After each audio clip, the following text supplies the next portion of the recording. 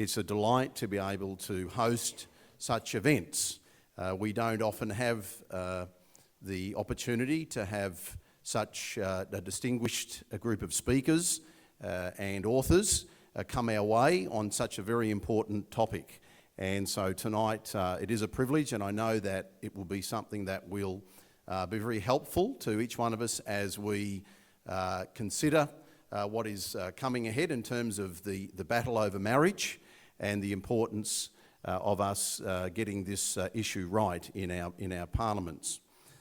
So tonight we are looking at the book, the Queensland launch of Two Men Talk About Marriage, and the authors Jeremy Bell and John McCann have been travelling around our great nation with this launch and leaving the best till last. I don't know if you're going somewhere else after this, gentlemen, but after I said that, maybe this has to cap it. But it's great to have them here in Brisbane. So can I first of all acknowledge both Jeremy Bell and John McCann as the authors of the book, and it's wonderful to have them here tonight. Why don't we welcome them?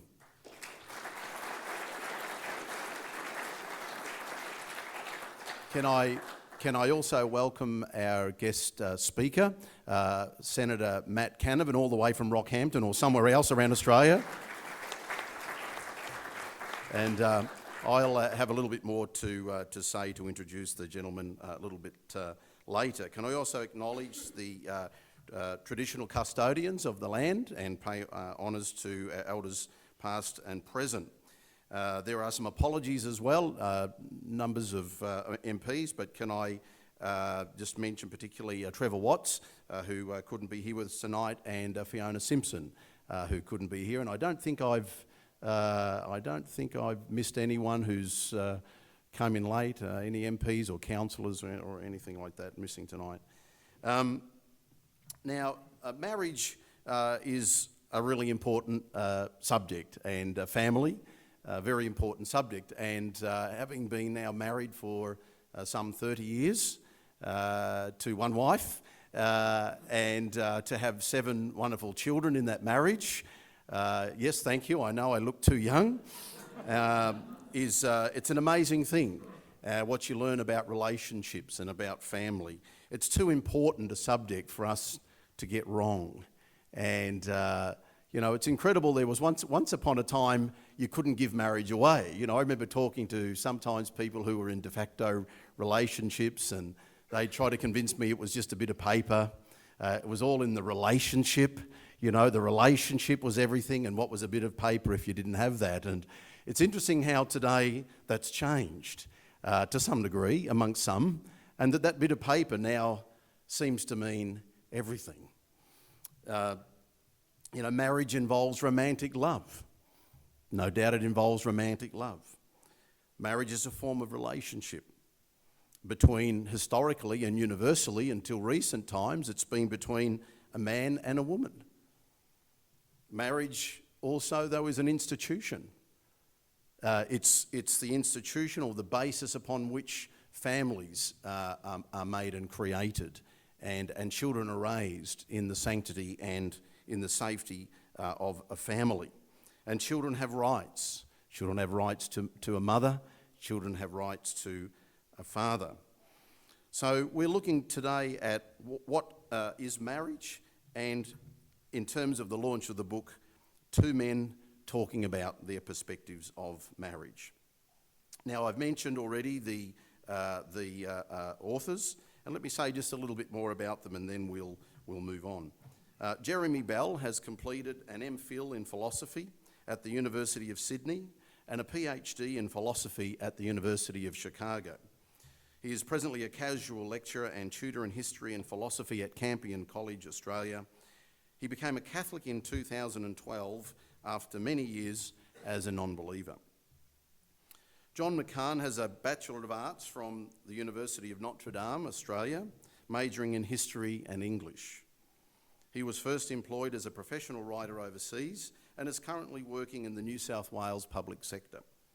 He lists his parents' marriage as the biggest influence on his life, followed closely by his 7 brothers and 3 sisters. We're also very privileged tonight to have as our guest speaker, and in a moment I'm going to hand over the lectern to Matt. But Matthew Canavan has a first-class honours degree in economics. He was the Chief of Staff for Barnaby Joyce when Barnaby was a national senator, and of course now as the federal leader of the Nationals and the Deputy Prime Minister of Australia. Matt was elected to the Senate in the 2013 election and re-elected most recently in the 2016 election. He's currently the newly minted Minister for Resources and Northern Australia. He is married to his wife Andrea and has 4 sons and lives in Yeppoon. So we are very fortunate tonight to have these 3 fine men who are coming to talk with us about marriage. Now, the format of the night is that I'm going to ask each of the gentlemen to come and address us. Then we're going to have a time of interviewing where I'm going to interview them. Then we're going to have Q&A, and then the opportunity for you to buy all of the books up here and get them personally signed at the end. So I know you're going to have a great treat tonight. So without any further ado, I'm going to ask Matt Canavan to come to the lectern. Let's welcome him.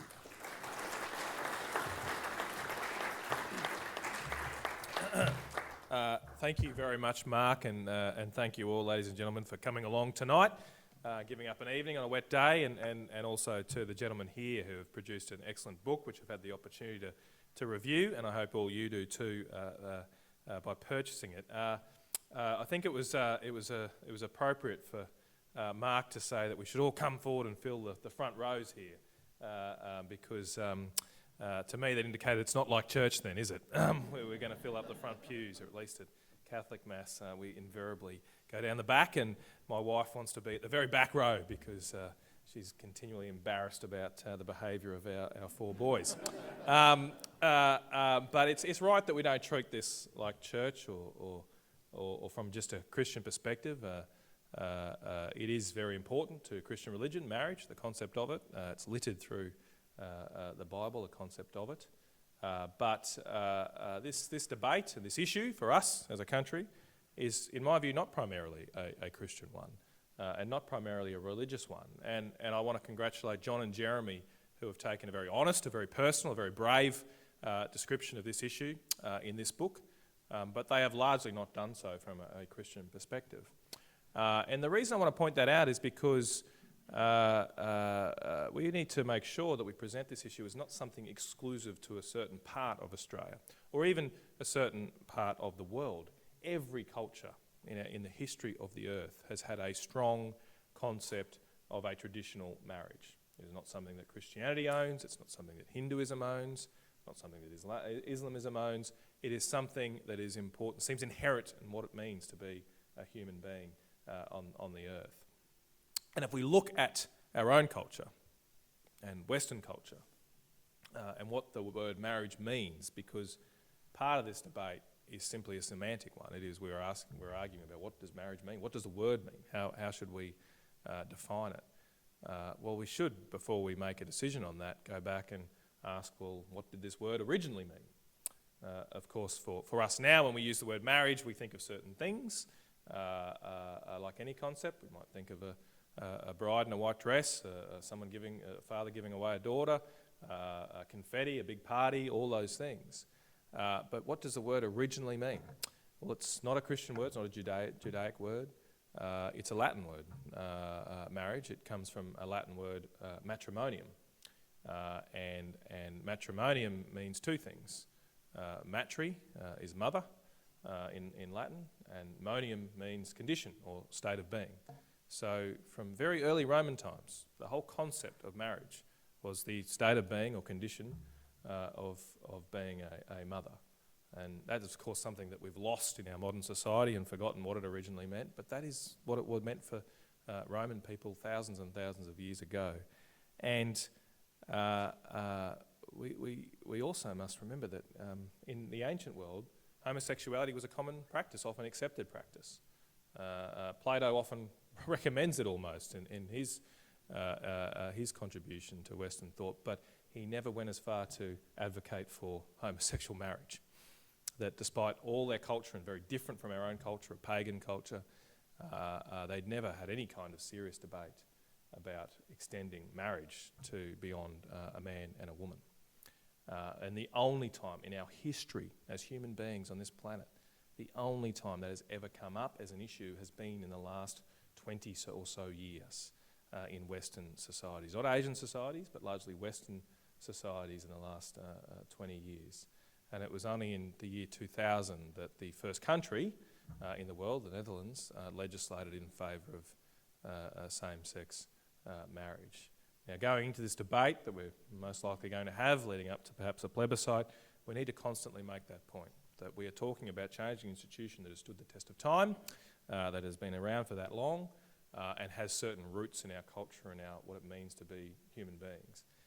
And that's why this book is so important, because that's what it does.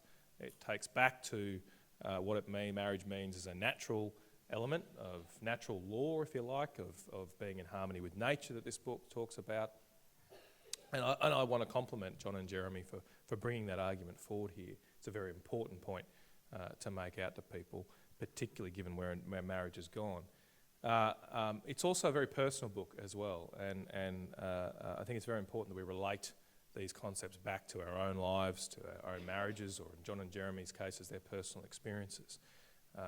Because those of us that are Christian, when you do read about marriage in the Bible, it is a very personal story. It does recognise what it means to be human beings, what physical relationships mean, how we are tempted or distracted sometimes from our better selves. And marriage is a concept of bringing us back to what is important in our lives, our children, our families. John and Jeremy mentioned the Book of Common Prayer in this context, about marriage being a worship of the physical self. And of course in Corinthians, Paul makes the same point, and explicitly makes the point that because of our temptation, because of moral temptation to immorality, we have this concept of marriage, and we should celebrate that, and we should not deprive each other as a man and a wife, as a husband and a wife, of the beauty that comes in a physical relationship. And ultimately that physical relationship, of course, ends in the creation of the next generation, the children. And that's a pretty important concept to have. It's a pretty important institution that we have here in our society, where this is all about the creation of that next generation. It's all about creating children. And I think that we should have a separate concept as a society. Whether you call it marriage, whatever it is, we should have a separate concept which thinks about, which describes, which conceives of what is the relationship between one man and one woman which create children. And whatever is said in the next couple of years about this debate in this country, whatever is argued on one side of the debate or other, whatever question is put to the Australian people in a plebiscite, none of it can get away from the basic biological fact that to create a children, you need one man and one woman coming together to make that creation. That is a fundamental biological fact. Safe schools can't change that. No ideology can change that. It is a fundamental biological fact. And we should have a concept in our society which celebrates that fact, which protects that fact, which cherishes that fact. And in our culture, and almost all cultures in the world, that concept is marriage. And if we change the definition of marriage to something broader, to something different, we'll lose that conception. And I have said before that I firmly agree with the philosopher Ludwig Wittgenstein, that the limit of my world is the limit of my language. If I don't have a word to describe something, I can't conceive of it. So if we lose the ability to conceive, to describe with a word or with an institution what that union of a man and a woman means separately to other human relationships, we will lose the conception of that very important institution, and will be a diminished society because of it. And will be, in the words of the more progressive side of politics, will be a less diverse society too, because we won't be celebrating what is a diverse relationship. It is different. The husband and wife relationship is different from the mother and daughter relationship, from the father-son relationship, from brother and brother relationships. They're different. We should have a different concept to describe it. So I do want to compliment John and Jeremy for what they've done here. We need more people speaking up and writing books like this one. We cannot stop this book or tonight's function. We need more of these kinds of events where people stand up and defend what's important in our culture. I want to just make two final points on these issues at the moment. They might, and I'll be brief, and some questions might go to these issues. The first point I want to make is I think it's very important, whatever happens in the next couple of years to our laws on this issue, that we do protect the fundamental right of individuals to have a different view on these matters.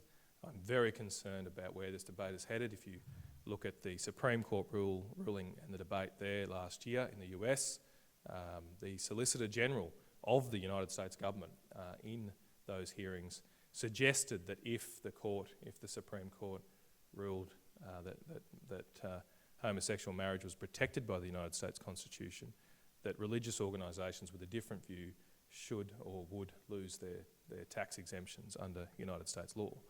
I think it's a very dangerous path that we are headed on if we do not enshrine protections for people's individual religious or other beliefs. That's something we've got to look out for.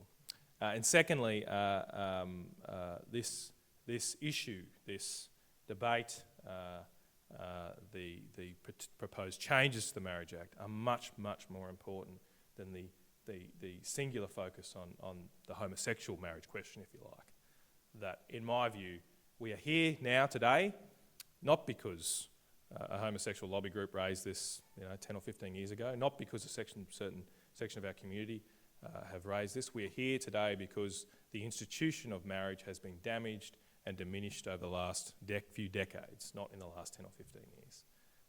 And we have moved away from a conception as a society as marriage being about children, about being others, about sacrifice, because you give things up when you go and make those vows with one other person, you sacrifice something. We've changed the conception of marriage from that to one being about individual fulfilment, that the marriage is about me and who I love and what I can get out of it as an individual. And for my mind, that's a much less inspirational and human conception of this relationship. But even if we don't change the Marriage Act in Canberra, that debate about how society and culture treats marriage and considers marriage and passes on the concept of marriage to future generations will still go on regardless, and is still a very important one regardless of whatever governments do to acts of Parliament in Canberra. And that's again where this book and books like it are so important, because how do you change a culture? How do you move people? Well, you talk about it, you write about it, you communicate with other human beings, and we can win this battle over time if we have more people like John and Jeremy willing to stand up and take a stand like they have. So I encourage you to not just buy this book this evening. It's a very good book and you should consider purchasing it and talking to John and Jeremy. I'd then ask you that's not enough. The next step is to read the book. The step after that is to talk about the book to other people. The step after that is to write your own, not necessarily book, but write your own letters to the editor or contributions to this debate, comments on websites. There's a variety on Facebook, put a post on Facebook. All these are the ways that you can help influence other human beings and reconnect people with that fundamental, natural view of marriage that John and Jeremy have so eloquently described in this book. So congratulations for this. It's a great honour to be here to help you launch this book this evening.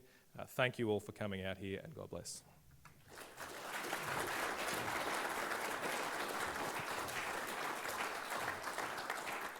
Well, thank you, Matthew, for that contribution tonight. And can I go a step further and say, not only buy yourself a copy of the book, but why don't you buy somebody else a copy as well? Someone's got a birthday, don't need a birthday, make it up, just go home with a bag full of them to give away. That'll be a good thing tonight, wouldn't it?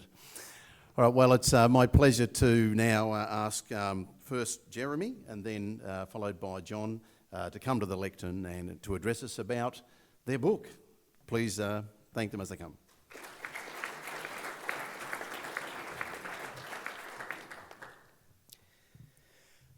We're both going to talk a little about ourselves, about our background, and about how we came to write this book.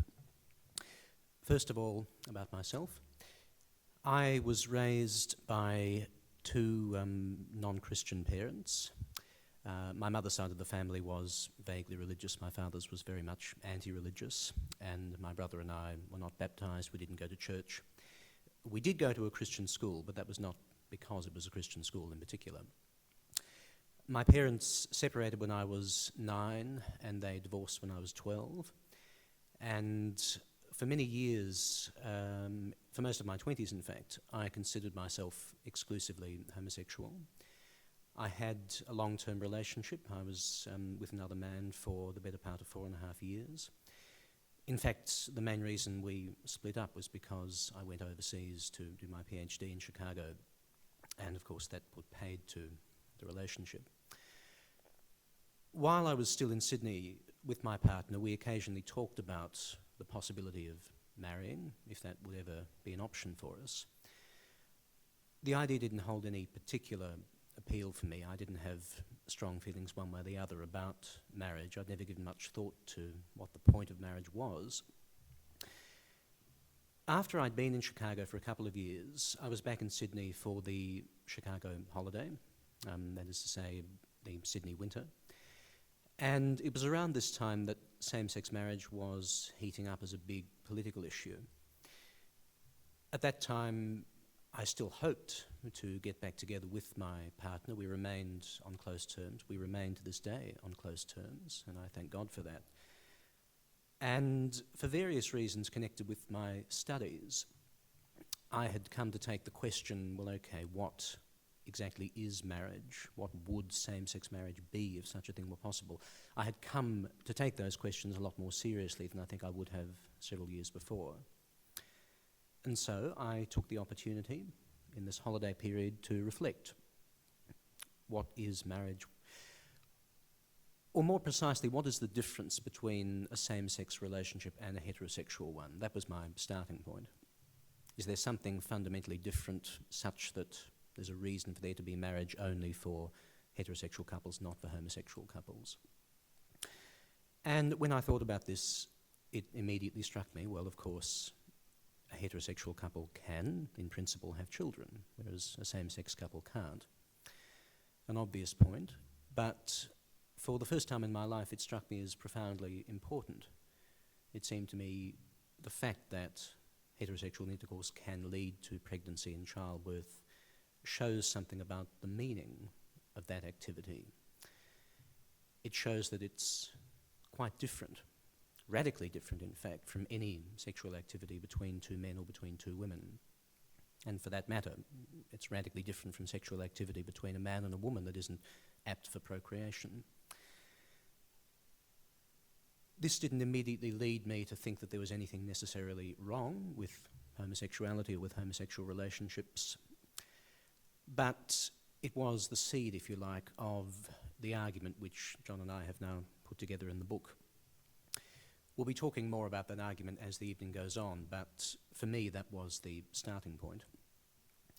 It perhaps goes without saying, religion did not come into this in any way, shape or form. I was not a Christian at the time. I have subsequently become a Catholic, as was mentioned earlier, and that was, if I'm getting this right, 2 years, a bit over 2 years after this period in Sydney when I first gave thought to what marriage was all about. I would say, having become a Catholic, I was still quite unclear about just what marriage is all about. I accepted church teaching because I knew that that was part of the package, so to speak. But it was really only having become a Catholic and having gotten involved in various ways in the same-sex marriage debate that I began to think very seriously about what marriage is. And naturally, this involved my reflecting on my parents, what they had done, and how what they had done had affected me. Not all that much of that comes into the book for a number of reasons, but it was alluded to, I think, in Matt's speech. There's no question the debate about same-sex marriage is only the latest skirmish, if you like, in a much longer battle, and really, in my view, one of the more decisive fronts in that battle years ago was the introduction of no-fault divorce. And John and I are in fact hoping to follow up this book with something that reflects more broadly on the social and moral and at bottom spiritual problems that have led us to our present situation. But that's for another day. I met John, I think at the end of 2012. We were actually discussing this question earlier on today. We didn't really get to know each other until sometime after that. And the idea of writing the book was very much John's. So at this point I shall hand over to him.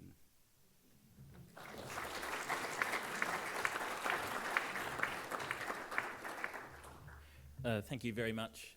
Jeremy, I trust from Dr. Robertson's introduction that with my 7 brothers and 3 sisters, I don't have to tell you what religion I am. So, why we got to writing this book. So, Jeremy and I both had separately been looking at the marriage issue quite seriously. For myself, I'm a cradle Catholic. I've always been a Catholic, always considered myself a Catholic. But when I first started thinking about what made marriage special, I was in that transition period of leaving my faith for my parents' reasons and struggling to find my own. And it was the marriage basis, 13th of August 2009. I never believed that marriage could be something for me because I did not think I had the moral fibre or character to stay with one woman for the rest of my life. I thought that was something beyond me. My parents had done it so beautifully and wonderfully. I thought it was good, beautiful and true, but that was something that was beyond my moral capabilities. So when I knew marriage, I thought, there's something about this that's special, and I know my parents have something special, so I'm coming along to this marriage breakfast to support it. And I found myself quite shocked that I was one of 3 people in the room that had their natural hair colour, defending marriage. And I thought, okay, there must be something special about this. And I kept looking at it, and it wasn't until much later in 2013 where 3, I think they're from Harvard, Ryan T. Anderson, Sheriff Gerges, and Robert P. George wrote their book, What is Marriage? And for me, it was an eye-opener. I was like, how do you defend something which we've taken for granted for so long? No one's questioned it ever before, and all of a sudden someone's asked you to talk about this. How do you do it? And they wrote, at the time, I thought it was a wonderful defense of marriage. And having read it, it still didn't sit right with me. I thought it was really, really good, but it wasn't for me perfect. And I was struggling with this question, which we'll discuss more later, when I went away for a family holiday and my parents happened to invite Jeremy along, and we got talking. And we both agreed that, because we thought culture was dying in the West, so we formed this group, rather badly named Culture Club, where we where we wanted to talk about sort of the things that mattered, the greatness of the West in culture. And it wasn't until the Catholic Church in Sydney released its book, or pamphlet I should say, Defending Marriage, titled Don't Mess with Marriage, which was an immediate trigger for us to write this book, because while the book itself, or the pamphlet, is rather benign and loving, the title just sent the wrong message. It screams attack and offence. And how do we talk to a group that feels antagonised straight up from the get-go?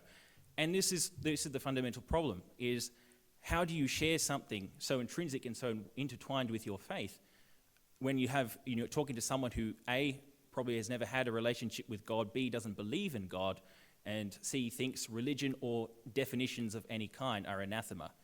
So we decided, well, we have to go somewhere that we have in common. And what do we have in common? And the thing that we all are seeking and we all live for is love. And that is precisely where we went the first time. So the opening lines of our book are, I love you. It's because we all want to say and hear these words. Two people in love want to make an exclusive commitment to each other. And this exclusive commitment, by exclusive, we mean usually a sexually exclusive commitment. And what is it about sex that makes it so special? What is it that makes us want to make sex in particular so exclusive? And that is where we're going with this book. So rather than going with the definition, rather than going with saying marriage is this and then working backwards, no, let's talk about what we have in common. We've tried to do this as gently and as lovingly as we can.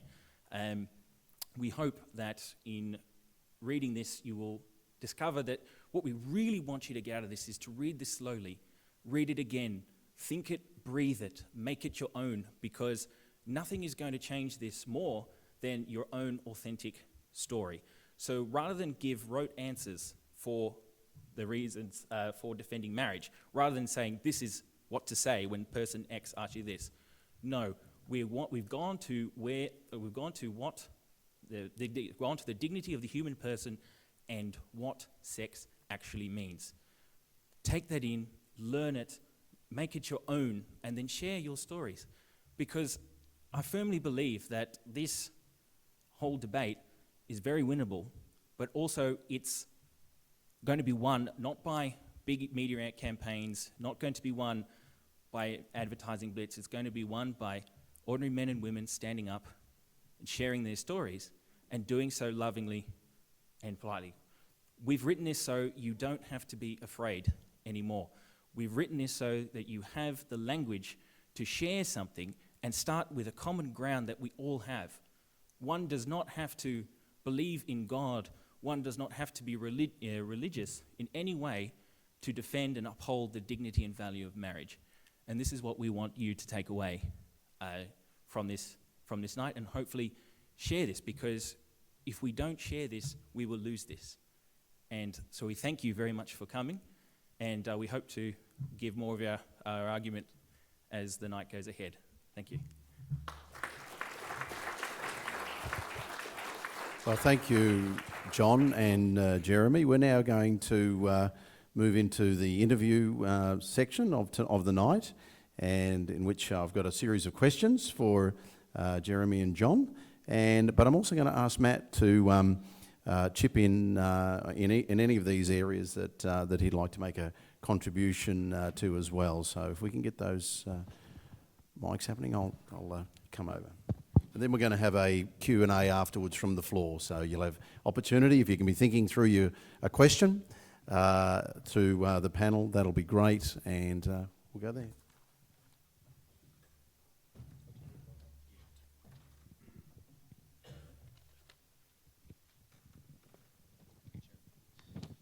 Okay, question number one. In terms of the book, Jeremy and John, you talk about living in harmony with nature. What do you mean by that?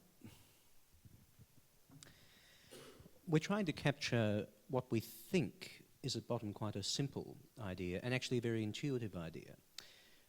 We hear often today people appeal to nature as some kind of authority, sometimes in rather banal ways. People are concerned to eat naturally. The paleo diet is one example of this, the notion being that somehow what our ancestors ate, because they were closer to nature, it must be right for us. And historically, the idea that nature is some kind of moral authority was widely taken for granted. To start with a literary example, in Hamlet, when Hamlet first meets his father's ghost and is told about the murder of his father by his own brother, old Hamlet describes this fratricide as most unnatural. And we all understand what that means. Killing your own brother, killing anyone, of course, is terrible, but killing your own brother is in some sense unnatural. It is against nature. It's not in harmony with the way things should naturally be. There are other examples of this even in popular culture. I dare say there are Harry Potter fans in the audience. When Horace Slughorn is asked by a young Lord Voldemort how to make a Horcrux, he says that to make a Horcrux you have to commit murder and thereby split your soul. And he adds that splitting the soul is an act against nature. He says the soul is meant to be something entire and whole. And again, I don't think the children, young adults, and for that matter adults, who read Harry Potter read that and think, how strange, how weird, I don't understand that. Not at all. It makes sense to us at some level. What we argue in the second chapter of our book is that we need to recapture what is, in effect, a pre-modern understanding of nature. The modern understanding of nature, put crudely, is that it consists of either matter in motion, microparticles swirling around, or perhaps of energy being transferred into matter and back again, at any rate, a gigantic cosmic dust storm. And the consequence of viewing the natural world in that way is that there's no meaning in it. There's no meaning in anything that happens according to nature's laws. And if you think about it, that also means there's no meaning in the human body. Now, of course, the application to sex is where we're driving at here, but it's not just applicable in areas of sexual morality. We think that a good illustration of our intuitive sense that nature does actually have a meaning is the horror that we all feel at cannibalism. We feel that eating another human being is monstrous, even when we have to do it for the sake of survival. And our argument in the book is that this is because we recognize a human body, even a dead human body. A corpse is not just a massive, potentially ingestible matter. It was a human being, and this says something, it means something. Living in harmony with nature then means regarding nature as something meaningful, believing at the end of the day that there are purposes in nature, that in some sense nature aims at the good and that therefore what is in accordance with nature is good for that reason. As I've already said, and as should be obvious, the point we're trying to make in particular is that heterosexual practice is in harmony with nature, but why exactly that is can perhaps come up in a moment. Do you want to add anything, John?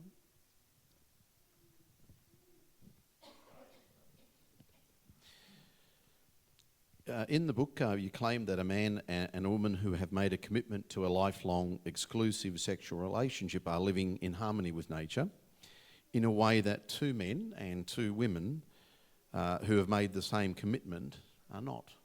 Why? This is the crux of the book.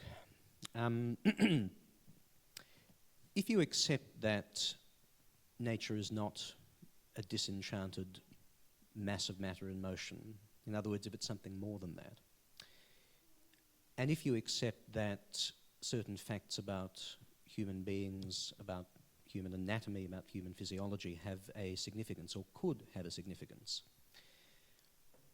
and if you then ask, okay, what is the natural purpose or the natural meaning of sex? I think it's almost impossible not to say without hesitation, well, it must be children. Or at least children have to come into it somewhere. That might not be the only point of it, but that does have to be one of the main points of human sexuality. That doesn't simply mean the biological function of sex as children. It certainly doesn't just mean that the evolutionary benefit of human sexuality has to do with procreation. It means that the telos, to use an old-fashioned word, the moral significance of these parts of our bodies has to do with their use in bringing new human beings into the world.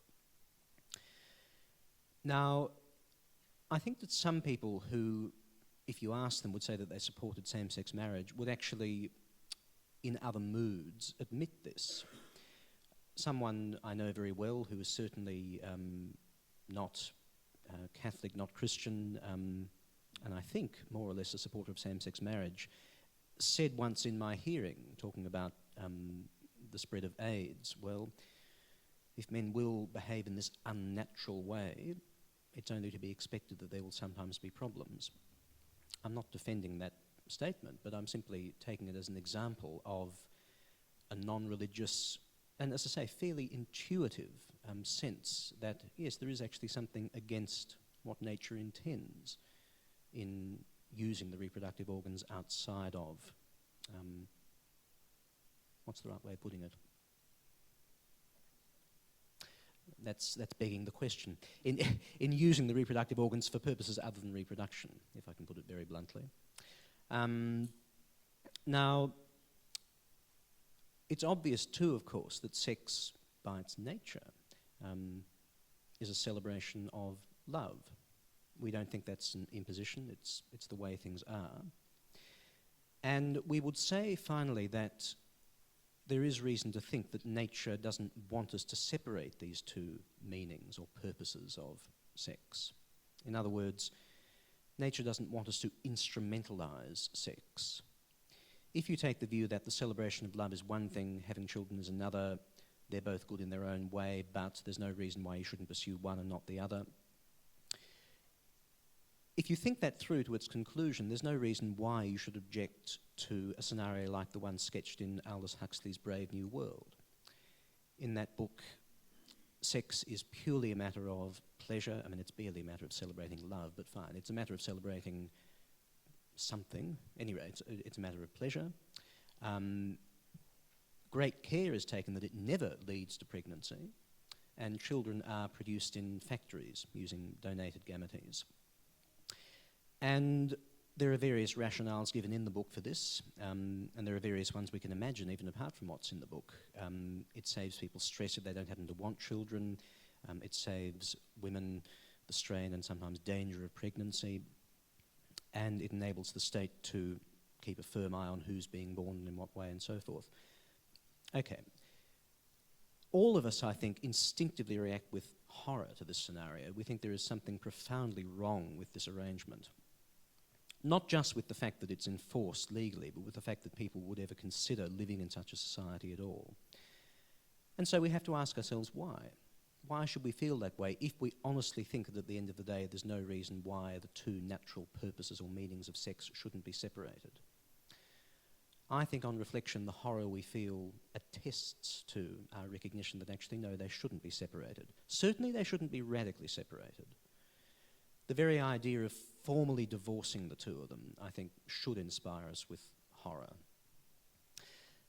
Now, saying that much is not yet saying that there's necessarily anything wrong with contraception. It's not even saying there's anything necessarily wrong with homosexual practice. Mention was made by someone earlier on of ancient Greece. In ancient Greece, yes, some form of what we would now call homosexuality was taken for granted, pederasty. But the men who took up with younger men in a sexual way, nonetheless, by and large, tended to marry and have children, and there was never any question of calling their pederastic relationships marriages. Likewise, the position of quite a lot of non-Catholic Christian communions to this day is that contraception is licit. There's nothing wrong with using contraception, but nonetheless, marriage does have to be fundamentally about children. So a husband and a wife shouldn't enter into marriage never planning to have children at all. Sure, sometimes they can use contraception, but it mustn't be always. Now, of course, John and I, do not agree with either of those positions, but my reason for mentioning them is that these non-Catholic positions do nonetheless respect the fact that sex is fundamentally about procreation as well as about celebrating love. And again, we think that anyone who takes seriously the idea of nature as a moral authority cannot really escape that idea. And therefore, we would say it must be true that two men or two women who commit to each other permanently and who therefore close themselves off from having children in the same act by which they celebrate their love are not living in accordance with nature. Thanks, Jeremy. One of my favourite parts of the book is where John and Jeremy recount a scene from The Simpsons where Marge, who's the mother figure in The Simpsons, goes to the doctor, and the doctor says that you're pregnant, and he passes her a pamphlet to explain this life-changing event, and the pamphlet's titled "So You've Ruined Your Life." And I think it's strange how we in modern society think that's very funny, as you've all laughed, because we have an extremely, in my view, utilitarian, individualistic sort of view of the world that, okay, having this child means I've got to get up at night, I can't do all the things I want to do, I might not be able to go see the latest play, all these things. They're all, these sacrifices we've got to give up because we're having a child, something very important. But we've got this, not just a societal conception, but an ethical system that's so much based on the individual and is about maximising individual, utility or happiness. And what's important about this book and what Jeremy's just described is he's taking us back to an ethical system which is more about being in tune with nature, the natural law, if you like, which so much of in my view, is getting into a bit of theology, but the basis of the Ten Commandments, most of the moral principles behind our Judeo-Christian community is based on natural ethics, not about some bean counters trying to add up what's the greatest sum of happiness among us all. The other week I was on Q&A with Peter Singer, the philosopher that some of you would know, who takes this view to its logical extreme, that if all that's important is the happiness of people in this room, well, why shouldn't we allow infanticide, or why do we need to support people with disabilities if they are going to detract from the overall sum of happiness? And to me, this is why this is such a dangerous slippery slope our culture is on, because we're losing that basis and those roots from what is important, what is natural. And this book is one element of restating that older view, if you like, which I think is very important to our culture. Just like to add something quickly. As I mentioned earlier, I'm one of 11 children, something that's in the modern world is highly unnatural and not supposed to happen. In terms of, I'm the second eldest, so and being rather a dare I say bright child, I figured out quite early on. My parents, we had 8 kids in 10 years. No twins, no triples, just all single. Yes, people say your mum's a legend. She is. And we asked, I was very young, and my parents, we had to extend the house, and this was under the Keating years when interest rates were 17%. And so my parents took out a loan to extend the family home, and my dad was on a reasonably high income, so he was taxed at 48 cents on the dollar. No Centrelink, then we're paying off 17% interest, and that's just the interest. Then you've got the capital of the loan. So we were running a household when we got to the 8 on $27,000 a year. And I figured that all out just from listening to my parents, and I went up to my dad, and I apologized to him for costing them so much money. And I've never seen the man switch. He seized me by the shoulders and was shaking me vigorously, and was like, "You don't understand, is that when we have this, we are happy to go into debt. You do not even think about this twice. How could you think I choose you separate from that?" And now, when so I'm 30 now, but the youngest is 17, and we've got 4-on-4 tackle rugby, which is awesome, and the girls don't participate. That's their problem. But there's this richness of life, and that is something money can't buy. So, as my dad said, is that each life is a gift, and why would we be holding back?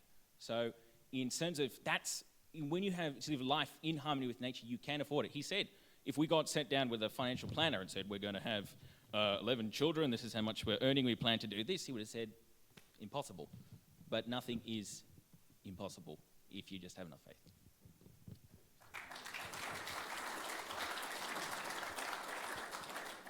So this argument of in harmony with nature, why should the government care about that? Why is that important in terms of relevance to government?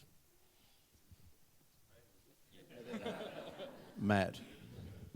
Well, I think it's, and this might have been a point made in John and Jeremy's book, but I might be getting it from somewhere else, but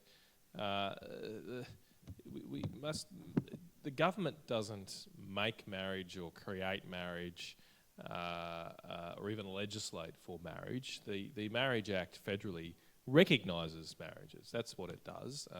Marriage was a concept that predates, of course, the Australian government, and for a long time the federal government had no Marriage Act. There were various acts at state and territory level, but until 1961 the federal government had decided not even to bother legislating in the area. And we had plenty of marriages. Some people, I'm sure, in this room were married before that date, and I'm sure they were just as loving and as effective as marriages that were made post 1961. So in some respects there is no manifest need for the government to be in this space, but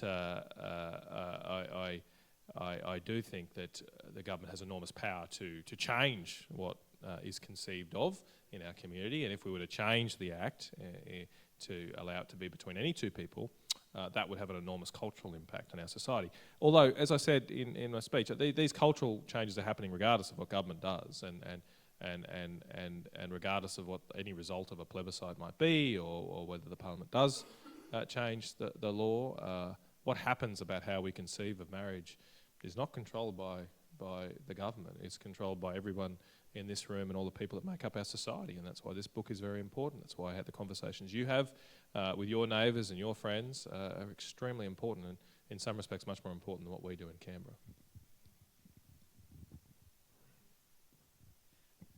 I would just add, if the government is going to legislate about marriage at all, then clearly it has to take a side for or against the traditional, or as we would say, the natural definition of marriage. And if it enforces a different one, then what it is doing in effect is enforcing a falsehood. And from any possible point of view, that is not a good thing. Now, some people could say, well, look, the judgment about what marriage is or what it should be, it's a value judgment. Government shouldn't be in the business of making value judgments. That should be up to individuals. I don't agree with that. But if you think that, then the conclusion you should draw is, okay, then the government shouldn't legislate one way or the other. It shouldn't recognise marriage. It should do what it did prior to 1961. Clearly, that's not going to happen. Given that it's not going to happen, we have to fight for the true definition of marriage, the natural definition. The only other thing I'd say, and this we do touch on at least in the book, is that there are good reasons for governments to recognise marriage, precisely because marriage is in some sense all about children. Couples need support of various kinds from society, from friends and neighbours, and also from the government. John's already alluded in a way to the support that was available, or perhaps that was not available to his parents. And so there are good reasons why governments should recognise marriage. And once again, if they do, they've got to get it right. And it's good to see Fiona Simpson here, stuck in the room there. Some people would argue that same-sex attraction in itself is natural, and that some people are just born that way. What are your thoughts on that? We'd say that there are two different ways in which something can be natural. I'm afraid it's unavoidable. I have to be more philosophical than I otherwise would be. Aristotle, who is one of the great sources of natural law theory, the pagan pre-Christian Aristotle, talks about nature sometimes missing its mark. He says there are certain situations where nature intends an end, in some sense aims at a certain result, and it doesn't succeed in reaching it. Now, an obvious example connected with marriage is a pregnancy that doesn't come to term, a miscarriage. Anyone who believes in nature having some sort of meaning in it would, I think, have to recognise, yes, this is a failure on nature's part, a tragic failure on nature's part. Something has gone wrong. Now, granted that nature can sometimes go wrong, then there's the question, well, okay, can nature also go wrong when it comes to the inclinations, the desires that she gives us? Now, I would say again, offhand, yes, of course, nature can do that. And to get away from the question of sexual orientation, in the book we discuss a medical condition known as pica. I hope I'm pronouncing that correctly. It's a condition that gives the person who has this condition a ravenous appetite for non-nutritive substances like nails, metal, ice, sand, things like that. We would say without hesitation, okay, that is in one sense an unnatural appetite. Wanting to eat these substances that if you have enough of them they'll kill you, and certainly they won't give you any nutrition, is against nature. And if you actually act on the appetite, you are acting against nature. Now, that's not to deny that the condition has some natural physiological explanation. Presumably it does. So, coming back to the two senses of nature, in one sense what is natural is, yes, whatever happens according to nature's laws and not thanks to our intervention. In another sense, in the sense that we try to elucidate in the book, what is natural is what is in accordance with nature's own purposes. Now, in the case of homosexuality, where someone is born with a predisposition to homosexual attraction, we would say, okay, yes, that's natural in the obvious, ordinary sense of the word. It's not the person's fault, they're born that way. And precisely if we think that they are therefore predisposed to act against nature, to act in a way that is not in harmony with nature, they are certainly deserving of our compassion, of our help. But it's no reason, the mere fact that they have this natural condition is not a reason to deny that their desires are, in another sense, unnatural, against nature. Thanks for that. I do think it's extremely important in this debate that we do provide respect and support to all Australians. I believe that the strong preference at the moment in the polls for a change to the Marriage Act is simply a manifestation of most Australians wanting to do the right thing by those Australians who are homosexual. Those of us that have friends and family that are homosexual, we can see there's a great desire from that community to want recognition for some by a change to the Marriage Act. And so for most Australians, it's simply a reflection, well, if that's what they want, they are decent human beings, we should provide them that change. They haven't probably thought as deeply as the people in this room about where marriages come from, what it's really for, but they do have a natural inclination to want to support their fellow Australians, their fellow friends, their neighbours, etc. And so in terms of the political debate there that we have in front of us, and if we do have a plebiscite, if it is going to happen probably in the next year, full year, not this calendar year, if in a political context, we need to find a way where we can provide people that option to support people in those relationships, that due recognition, while still defending the institution of marriage. And if we can't find a political answer to that question, I fear we will lose, or those that want to keep the Act as is, we will lose the plebiscite and the Marriage Act will be changed. I would just quickly add, I have one brother who identifies as gay, and he knows it, and all of his brothers would take a bullet for him. If it came to it, if it meant saving his life, we would. And he knows it. He knows it deep down. He knows that regardless of what he does or where he goes, we love him more than we could probably ever say.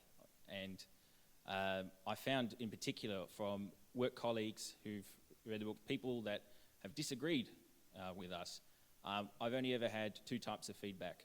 One, you've changed our mind. And two, look, I agree with what you're saying. I really, really, really think you said very nicely.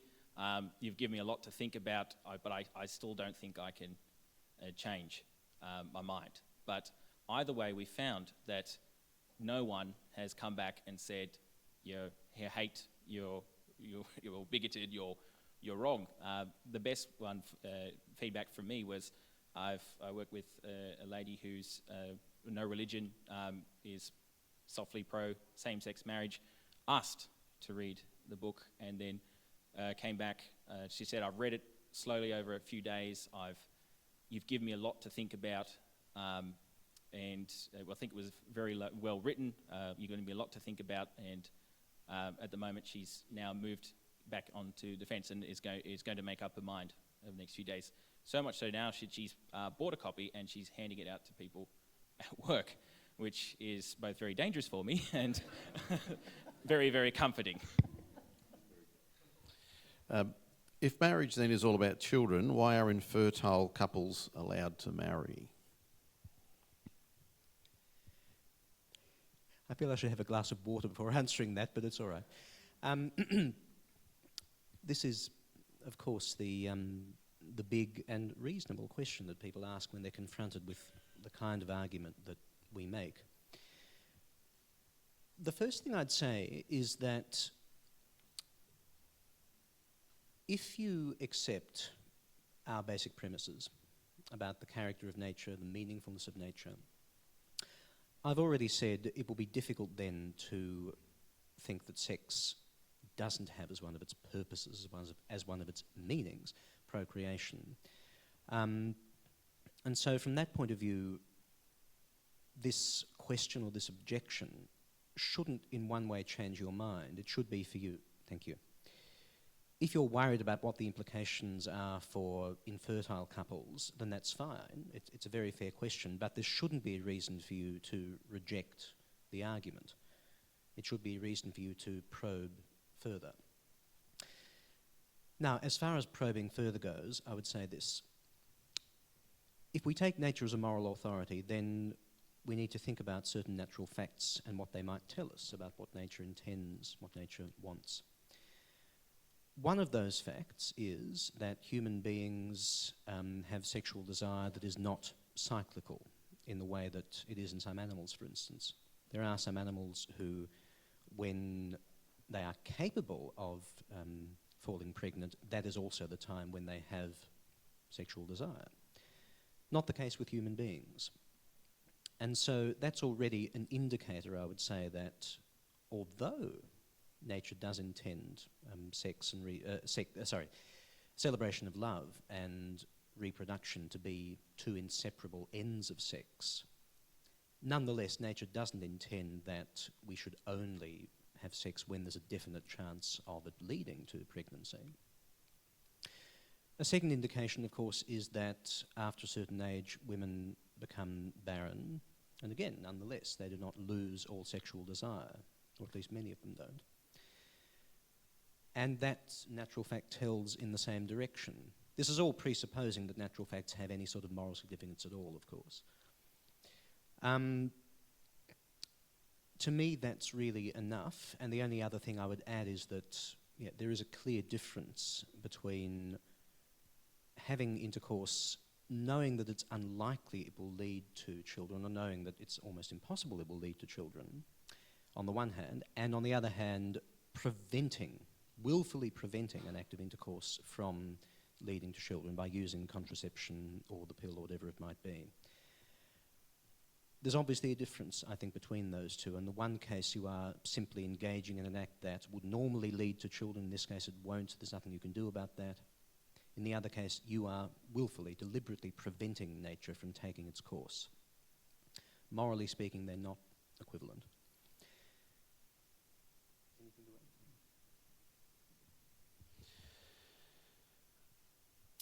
to add? Are children better or worse off in same-sex households?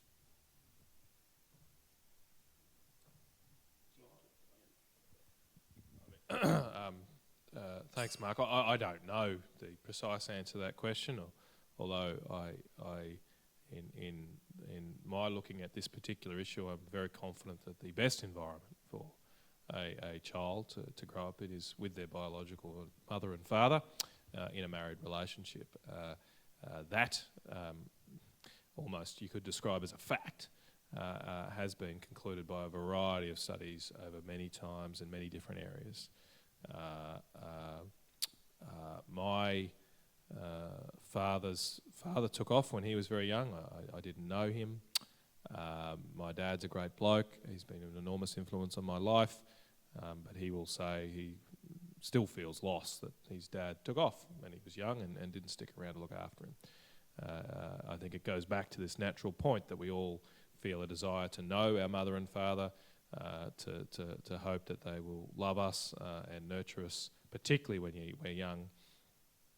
And it's not surprising to me then that the social scientific data shows that the best options for children on average, there's always exceptions, but on average, is to have their biological mother and father raise them in a married relationship. And I think one of the more remarkable things Mark mentioned before about how important this piece of paper is, and it's become perhaps more important over his life, or he's conceived of it. One of the most remarkable results is there was a study done in the United States that children that are raised by their biological parents who are married, on average, statistically significantly, tend to do better than children raised by their biological parents but who are unmarried. So they're both being raised, both children in those circumstances are being raised by biological parents, but the very fact that one group of them have parents who have signed a marriage contract seems to make a difference. Now, I can't explain that. I don't know why that's the case. but it does seem to say something about this, the permanence, the importance of this relationship in that piece of paper.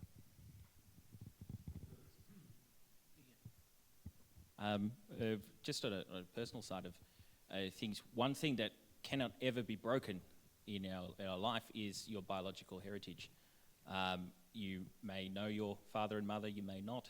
I may know your brothers and sisters, you may not. You may have grown up with them, you may have grown up in a split household, a household that remained largely intact. But your biological heritage never changes. And we see that so many, I've got cousins in Ireland who they were adopted by my dad's first cousins, but they demonstrate a great desire to know who their mum and dad were. They love my cousins to death, and they call them mummy and daddy, but they very much wanted to know who their biological mother and father was. And I think it makes a big difference knowing that children are, in a sense, your own. It's how many we read about men who are devastated when they realise that the child they've been raising as their own is, in fact, not their own. So we naturally will sort of grieve about that. We want to know our heritage. And when you have got, in a sense, say is that in terms of your love, is that your child is of both of you, and it is of you both in terms of your time and things, but of your actual body, that this is your child. That creates, I think, a greater investment in your child than if it was not. And I think that really matters, and it matters because we feel particularly connected more to our siblings because we share this biological heritage, something that can't be broken. And I think that really matters. And because that matters to us, we tend to invest more in it. And that's why I think it's better because better together that way than not. Just a couple of quick things more. If you ask about the impact on children being raised by same-sex parents, one obvious impact, one almost inevitable impact, is that they will grow up thinking that, yes, this makes a marriage. And that, as far as we're concerned, is therefore a distorted upbringing. And it's almost, well, no, it's not almost, it is inevitable, of course. The parents will raise their child to believe that. What else should they do? So from that point of view, there's an issue. As far as sociological studies go, we don't touch on this issue at all in the book, and there are a number of reasons for that. But one of the most basic, for me at least, is that I have a certain mistrust of sociology.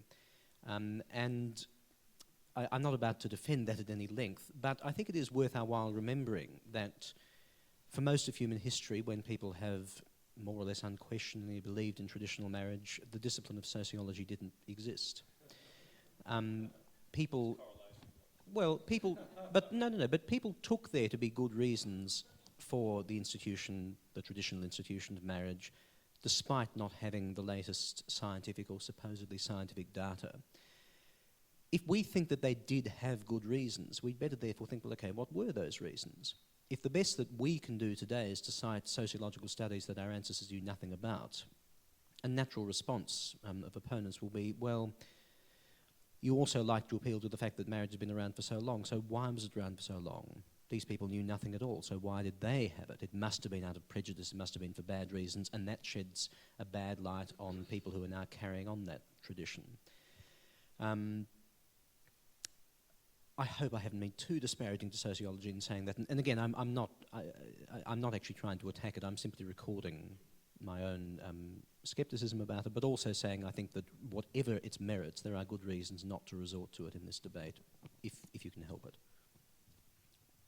Okay, and last question, and then we'll go to the audience for a couple of questions. With the lead up to next year's plebiscite, what can everyday people do to promote traditional marriage? Read our book. Buy the book. Don't bother reading it.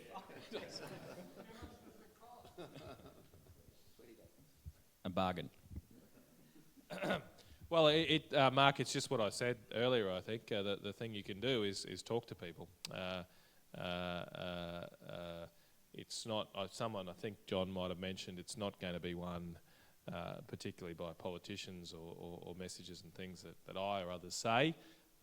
It'll be won or lost by the talk around the pub. This is an issue that everybody does talk about. I mean, you'll often hear from political experts that it's not a vote change of this issue, and largely that's the case at a general election.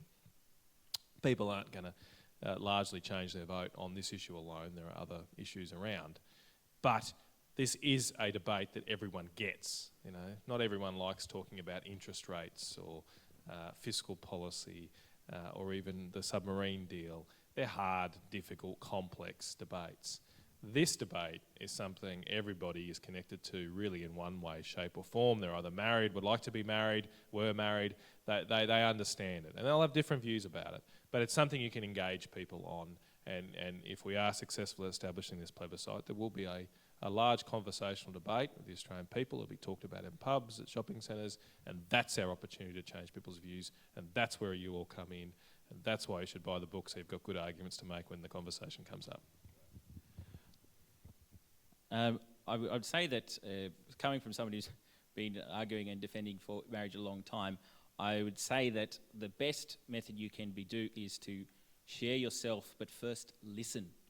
Because the majority of the time, like I've had a 2-day argument on Facebook, and if anyone knows what Facebook's like, it's, you know, every 5 minutes I'll check what they've said, and anyone can join in the conversation. And it started a conversation between myself and the main promoter of same-sex marriage on my university campus, and I was one of the main defenders, and we'd start going. And then someone would join in and say, what about this? Someone would come in like this, and then someone would come in and be like, F you, John, you suck, you. And then I've got 6 threads. I'm like, okay, you, this one, tag, down. Oh, at the end of it, it was 2 days. I ended up between myself and, starting finish. After 2 days, the end of it was just, I'd finished, and the other people said, all right, you've made a good point, but the ones that were hurt were just, you just want to go to Saudi Arabia and throw gays off the roof and kill them. And I was like, geez, that escalated quickly. And I realised that after 2 days, I'd won the argument but lost at the same time. So they conceded that they couldn't come up with an argument against it, but I'd lost the people.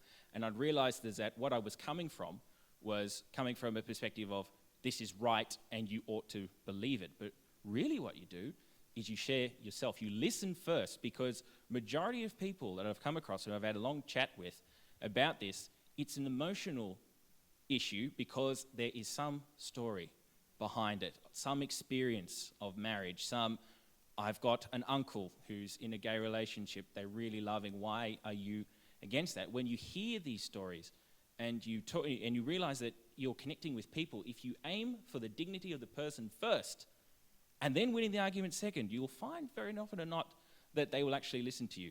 Because most of this debate is emotionally charged. It's two sides, most of the time, screaming at each other. No one's actually talking. This is why we wanted to talk. Because this is what you need to do. Talk, share, but first listen. You've got 2 ears, 1 mouth. Do the maths. Listen first, then. You have more power than you realize. One thing, I work in a government which deals with ministerial coro, and believe me, we have a rule, every letter needs to be answered, and MPs, you'll probably get a few letters at a time. Write letters. Don't create a standard letter and just sign your name, send an email. Write something yourself. Hand write it. We love and hate handwritten letters. They're so personal at the same time, you can't read them. But hand write. Go visit your local MP. Talk to your neighbours. Talk to your friends. You have this in common. The human dignity is something you have in common, and you can share. But share yourself. But first of all, listen. Listen to what people are telling you, and then just share yourself.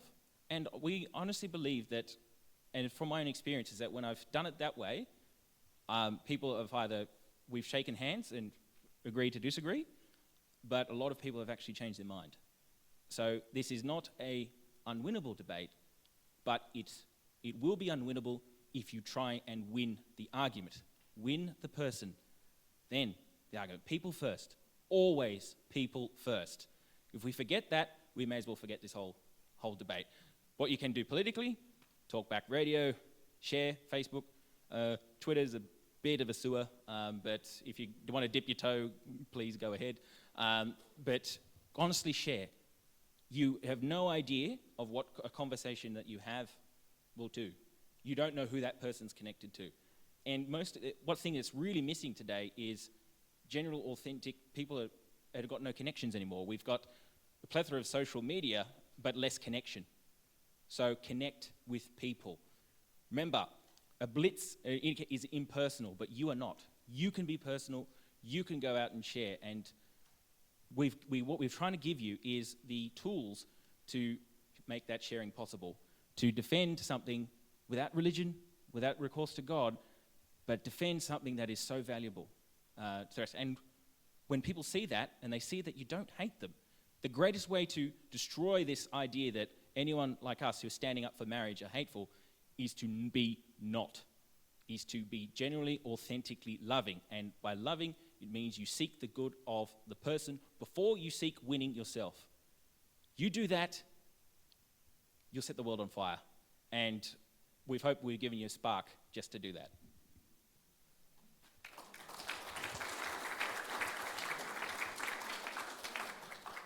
We've gone just a little over, but I want to still give opportunity for those who may have a question, and from the audience. I'm going to ask Justin Lynch, are you here? Can you be our roving mic man? Is that okay? If I give you this mic and, you can hand it around to whoever is asking a question. So if you can just put up your hand if you've got a question, and Justin will come to you.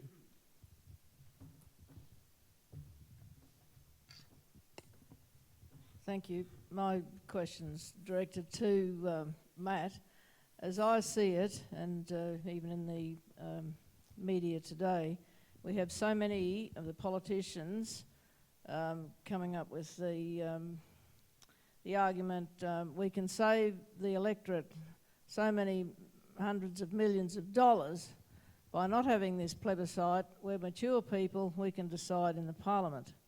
Now, as I see it, that argument is becoming ever stronger, and the chances of the government getting legislation through to actually conduct the plebiscite is now on very, very shaky grounds.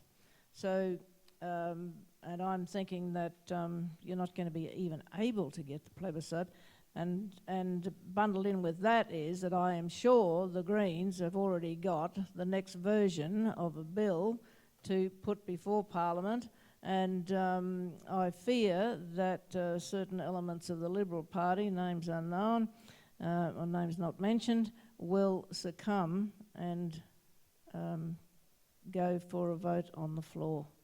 What can you tell us about that? Thank you very much. What was your name, sorry? Sorry, Matt. Raylene Dore from Raylene, thank you for your question, Raylene. It is right that it will be possibly difficult to have this legislation pass. We've gone to an election though, and with this as our policy, want a mandate for that, of course. It is, notwithstanding the fear campaign that you mentioned, Raylene, it is widely supported by the Australian people. A plebiscite, that is. Most polls show between 60 and 70% support by the Australian people for a plebiscite on this question. And that, of course, means that many people who themselves support same-sex marriage nonetheless support a plebiscite being decided by the people. While it will be a struggle, Raylene, I am quietly confident we may get this up. You might have seen Bill Shorten today actually declined to give the Labor Party's position on the bill. He's leaving that open at the moment.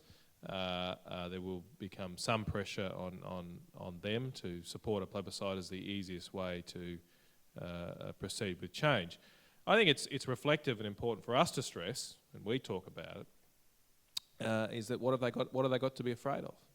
I mean, why would there be any opposition to a plebiscite when all the polls indicate, the opposition from those that want to change the Marriage Act, that is, when all the polls indicate that it will be supported at a vote?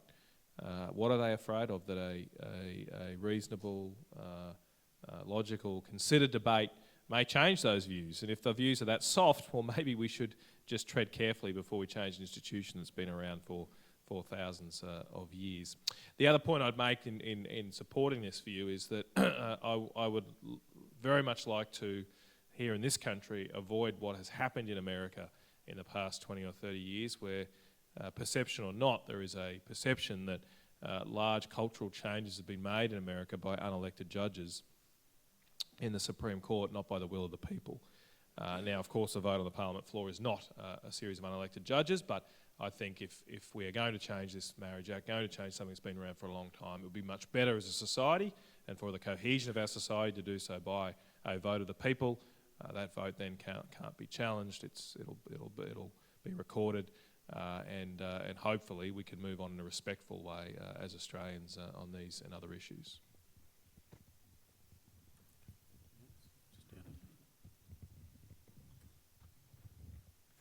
Dennis Konomos. A slogan that those who are campaigning for same-sex marriage is marriage equality. That this is the debate is all about marriage equality, and that suggests that anybody who's opposed to same-sex marriage does not believe in equality. They are prepared to have inequality. And this gains a lot of traction in the Australian community because there is a resistance to anything that might seem unfair, inequitable. I take it from what you have both said tonight, Jeremy and John, that you would say that slogan, or that summing up of the campaign as a case of equality, marriage equality, is quite invalid. Would that be right? Okay. Going to be sort of left here, but I picked up two words that you use: equality and inequitable. And okay, I would say this. So I'm going to speak a bit personally here, outside the scope of the book, and I hope you understand that. For me, personally, is that as I firmly believe it, that equality and equity are two separate things. Equality, for me, is an abstract, mathematical, and cold term. So equality draws a straight line down the middle and says 50% yours, 50% mine. And for me, I would say that love is equity, not equality. And what I mean by that is, and with my own view here, is that we recognise that in love, we don't split, even in marriage, in any relationship, we don't split things exactly 50-50 down the middle. We bias more towards things. My parents bought my sister a wedding dress for a wedding. I don't expect them to buy me a wedding dress for my future wedding, if that ever happens. Now, you make it sound that's funny, but we bias more towards areas. We recognise this across the board. So, for example, we give more social security, Centrelink support to people of lower incomes, and we don't do it for higher incomes. We tax less on lower incomes, and we tax more on higher incomes, because we recognise that there's a proportionality to it. Whereas equality draws a line down straight down the middle and says that they're exactly the same, when we argue that they're not. These relationships aren't the same. You're making the same things, making things the same that aren't the same, and that's we do that. Like, if I can use a sort of a biblical sort of reference, if anyone remembers the famous case of Solomon tried, which was whose baby is it? And he said, right, the only thing I can do is cut the baby in half, one half to this mother and one half to this woman. And the one who wasn't the mother said, that's fair, and the one that was the mother said, no, give it to the other, because that's where life is. So equality would have chopped the baby in half. Equity gave it to the real mother. And what we're saying is that love is equity, not equality. Just very briefly, Our whole argument is that same-sex relationships are fundamentally different from heterosexual ones because of the children connection, and that this is why marriage has traditionally been reserved and should still be reserved to men and women. Now, in fact, what that means is it's impossible for two men or two women to marry. It's impossible for them to enter into the same kind of relationship. They might want to do so, but they can't. Some of you may think of the Life of Brian scene where a male character says, I want to be a woman and I want the right to be recognised as a woman because I want to have babies. And yes, it's funny and absurd because, of course, there's no sense in having a right to have babies if you're a man. It's not unequal to recognise that, yes, men and women are not, if you like, equal in that respect. In any important sense of equality, there is no inequality here. If you want to insist on saying that we are, our view is same-sex relationships are unequal to heterosexual ones, then, well, in one sense, yes. They're biologically different. In that sense, they're unequal. Now, once again, there's no sense in complaining about biological facts. As has been alluded to earlier, they are the way they are. Okay, just one or two quick, if you can keep your question brief, that'd be great. G'day, Paul Groves is my name. Thanks, guys, for the opportunity. My question relates to the approach that we need to take to win this debate. And I agree wholeheartedly with where you guys have started from the perspective of love and wanting to love other people and receive love in return. But I'm a little concerned by the pattern of the debate so far, where if you mention God, you're automatically dismissed, and not many people have the courage now to mention God. Many people think the homosexual act is intrinsically disordered, and for me that relates to natural law, divine law, and it's backed up very firmly by the evidence, the medical evidence, evidence from people like Millie Fontana, who I'm not sure people realise, but brought up by homosexual parents and has a lot to say about the shortcomings or the natural disorder or the intrinsic disorder of the whole relationship. Out of love for homosexuals, wanting the best for them, why can't we discuss the medical evidence which points to the problems of homosexual marriage or homosexual relationships? I know the media doesn't want to go down that path, but is it too dangerous for us to take that approach, particularly in light of 18C, that we can't win this debate by pointing to the facts, the medical facts at least, if not the sociological facts, which are also very well researched? I think I wasn't sure at first what exactly the question was. You said at the end, is it too dangerous? I don't have much to say about that, but I got the feeling you were also saying, look, isn't it right that we should do that? I mean, even if it is dangerous, shouldn't we be doing that? Is there any reason why we shouldn't? Offhand, no. I mean, it's not the route that we take, but that's not to say other people couldn't take it. And again, as far as bringing God in goes, I'd say two things. First of all, yes, any serious Christian must want to convert other people, including, of course, other homosexuals, and so there's that side of it. But when it comes to the marriage debate specifically, I think by and large, if you like, as a tactical thing, I think it's best to avoid mentioning God in most contexts, not in all, but certainly in public contexts. It makes people shut down, I think.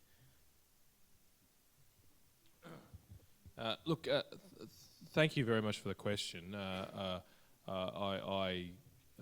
would never presume to tell other people how to argue or what to say.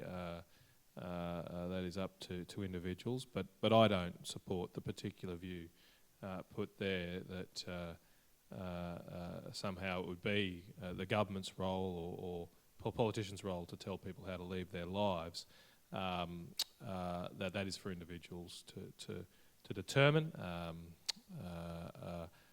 I think it is very important, as I said earlier, that we demonstrate respect and love for other people and the choices they make. This is not a debate about homosexuality or otherwise. In terms of the plebiscite, it is about the Marriage Act. I fully support other changes we have made to laws that seek to treat homosexual couples equally before the law, be that for superannuation, welfare and other issues where government interfaces with couples, a family benefit system as well. That's not the question. Those questions are for a different debate, another debate, and I believe introducing them to this debate clouds issues and would make it harder for us to defend the institution of marriage, which is a different concept from how couples are treated by the law or how people can make their own choices about their lifestyles.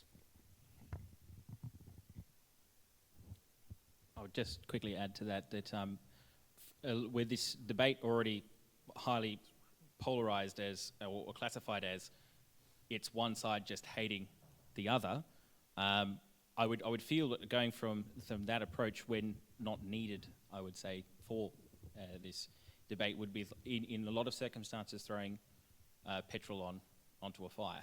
And we want to talk about sort of the dignity of the human body and its right, and usually when I want to talk about what's right, I start with what's right, I don't start with what I think is wrong. So it's, in a sense, in a highly emotionally charged debate, and in a sentimental age which sort of, reason and emotion aren't separate, they go sort of hand in hand. I understand sort of some people's frustration and feeling that they can't say what they believe true, but I think in most cases it'll be counterproductive to go that way, because they already think, a lot of them genuinely think that we hate them. And if you start saying, oh, hi, this is what's wrong, boom, boom, boom, boom, it's never a good start. We just might, we only really we're out of time, but we'll allow one last question and then we can move to the signing.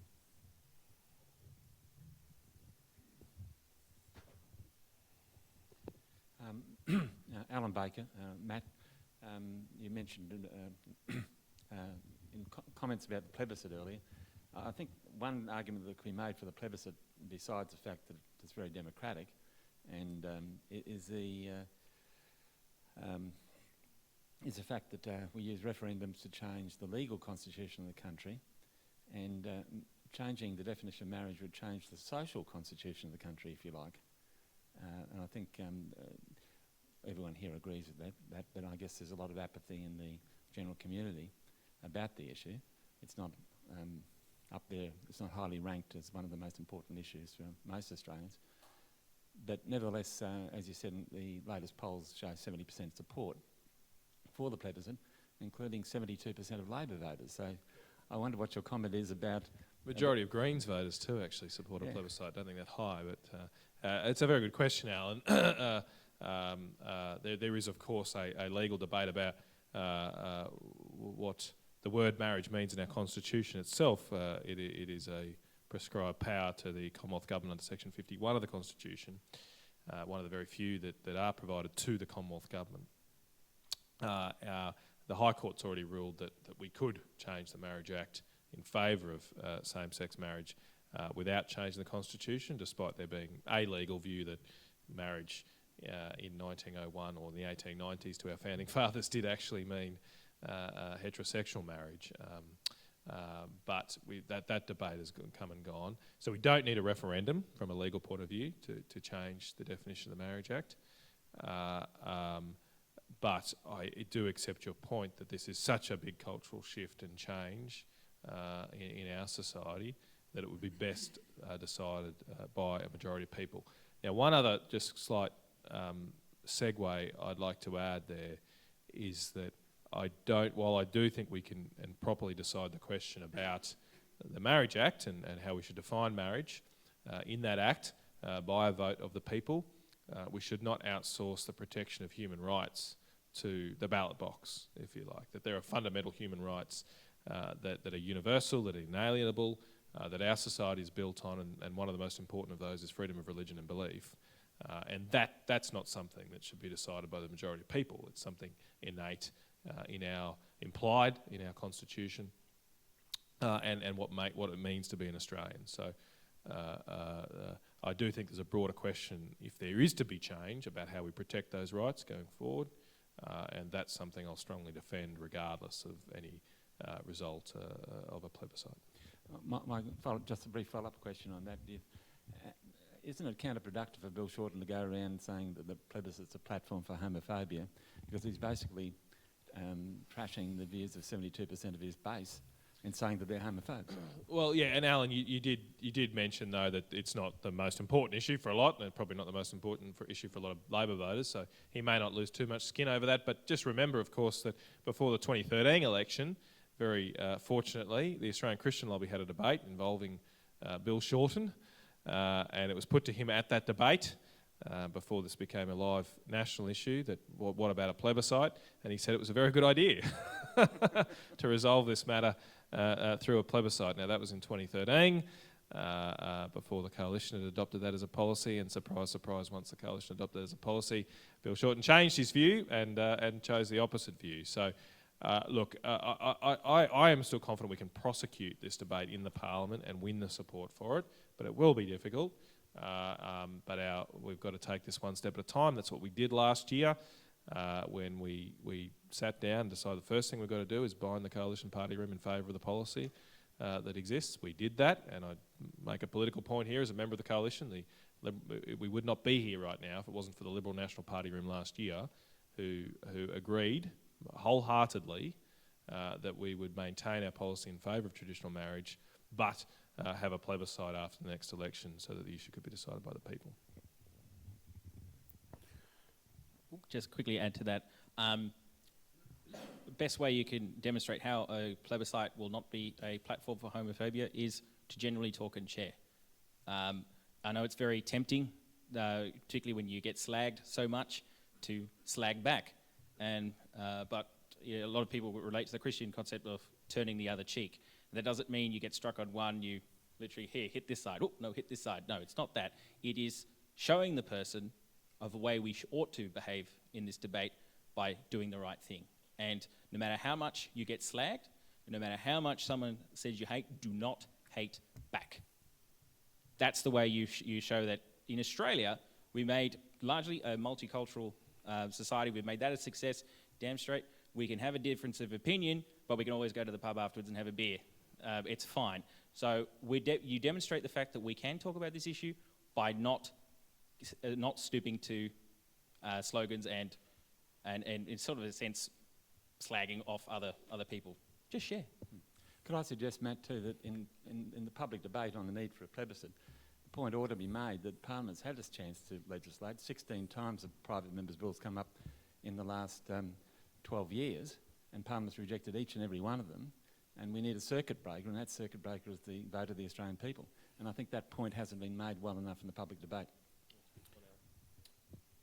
Well, ladies and gentlemen, I've a great note to finish on in terms of how we conduct ourselves in this whole debate in the months that follow. And I'm sure tonight that, like me, you've also had your thinking challenged to be able to look at this issue, very important issue in terms of what makes up our society in the future. And we should never shirk or hold back from, in a loving way, speaking the truth in love, because it is all about, some people say it's about economy, it's about health, it's about education. Can I say it's also about these fundamental undergirding issues that determine the types of society that we live in the future, our children and our grandchildren will inherit. I think those things are incredibly foundational and important. And so can you join with me tonight in thanking our panellists, Jeremy and John, the authors, and Minister Matt Canavan for being with us tonight.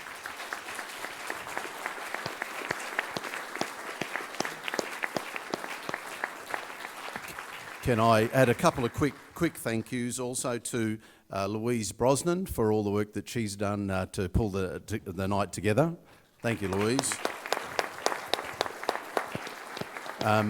And certainly acknowledging Connor Court Publishing for being the publishers for the book, and also for every other group that was involved, every group that's been involved tonight in promoting and getting it out amongst your networks in order to get a good number and a good turnout here tonight. Can I also, on that note, acknowledge Queensland Conservatives as one of the groups that has also been helpful in getting that the word out about tonight. So I'm, without any further ado, with one only exception in terms of John, and I think I'm just going to hand over to John for just a moment, and then we're going to go to the book signings, and you can mingle, chat, catch up with Matt, catch up with others, and buy a stack of books. We don't want any of your books to go into boxes tonight, want them all sold. So please help us to do that. So just over to John for a moment.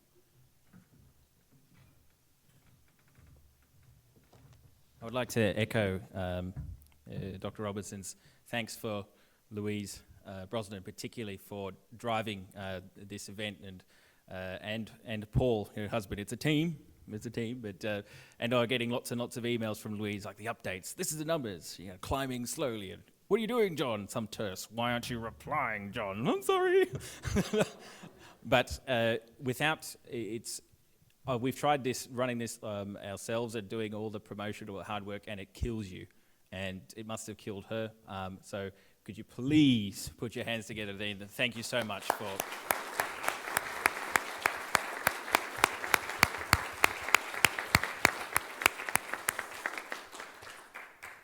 We'd also particularly like to thank our host, Dr. Mark Robertson, MP. Thank you so much for stepping out and hosting an event like this at a time when it's not popular to be on this side. And particularly thank you for your courage and your time this evening in Hope. And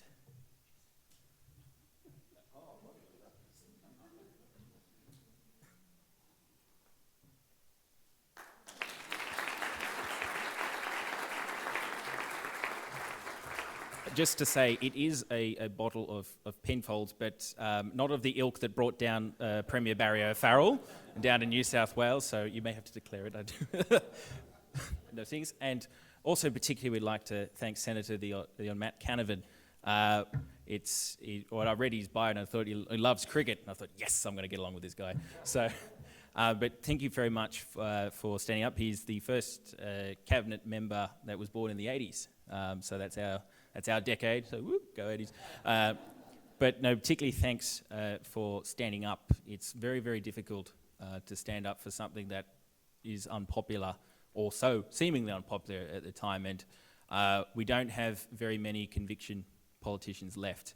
It's like the weather vane, so whichever way the public mood goes, so do they. And that's called leadership nowadays. But people that are willing to put their... people ability to put their beliefs on the line and to stand up for what they do, that's a rarity. And we were honoured and greatly privileged to have both Dr. Morris, particularly Senator Leon Matt Canavan, and so we'd like to send our appreciation as well.